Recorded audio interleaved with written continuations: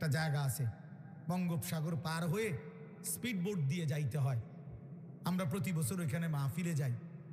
2023 সালে অক্টোবর মাসে ওইখানে 4টা ছেলে, 4-5জন ছেলে, যুবক, কলেজের ছেলে, ওরা ফজরের নামাজ পড়ে নিয়মিত। তো এরা একদিন ফজরের নামাজের পরে সবসময় তারা সাগরের পাড়ে হাঁটে। তাদের দ্বীপের পাশ, তাদের বাড়ির পাশেই তো সাগর।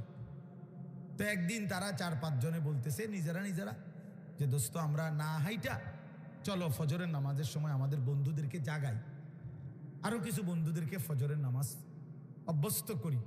এই 4-5 জন ছেলে সিদ্ধান্ত নিছে যে কোন কোন এলাকায় যাবে, কেমনে কি করবে, একটা নকশা তৈরি করছে নিজেরা। এটা লিখবে কোথায়? ওরা নিজেরা আমার বলতেছে, হুজুর কাগজ পাচ্ছিলাম না তখন সকালবেলা ফজরের পর। তো পরে সাগরের পারে একটা সিগারেটের প্যাকেট নিয়া, সিগারেটের প্যাকেট উল্টাইয়া, ওই জায়গাটা তো সাদা, বুঝেন নাই, ওইখানে আমরা আমাদের পরিকল্পনাটা লিখছি। লিখা এরপরে আমরা পরের দিন থেকে কাজ করছি।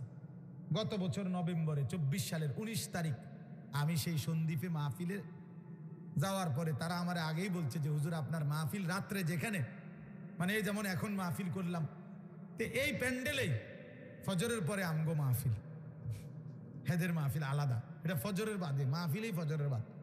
বলছে ওয়াইজ আমনে একজনই। ঠিক আছে, ওইখানে থাকতে হয়, রাত্রে আসার সিস্টেম নাই, গাড়িতে স্পিড বোট দিয়ে আইতে হয়। ফজরের পরে আমি দেখলাম ছেলেরা আসতেছে, সব কিশোর নওজোয়ান। এরপরে এই আধা ঘন্টার ভিতরে পুরাটা প্যান্ডেল 2টার সমান হইব, আমার মনে 3টার সমান হইব প্যান্ডেল, পুরা প্যান্ডেল পুরা। আমি ওই ছেলেগুলো বললাম কয়জন আপনাদের সদস্য?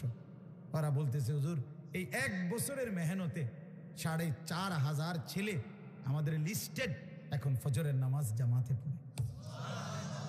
কসম খোদা, যুবক চাইলে পারে, যুবক চাইলে গড়তে পারে, যুবক চাইলে নষ্ট করে দিতে পারে।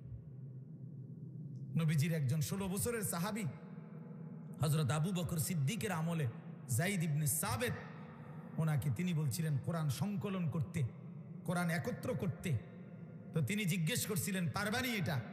তিনি বলছেন আমি চাইলে, আপনি বললে আমি পাহাড় কাইটা আরেক জায়গায় স্তূপ দিতে পারবো। পারতাম না কেন? নওজোয়ান পারবে না তো পারবে কে?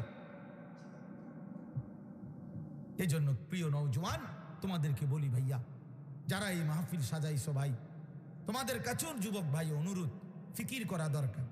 গতানুগতিক শুধু একটা মাহফিল না, এখানেই যেন শেষ হয়ে না যায়।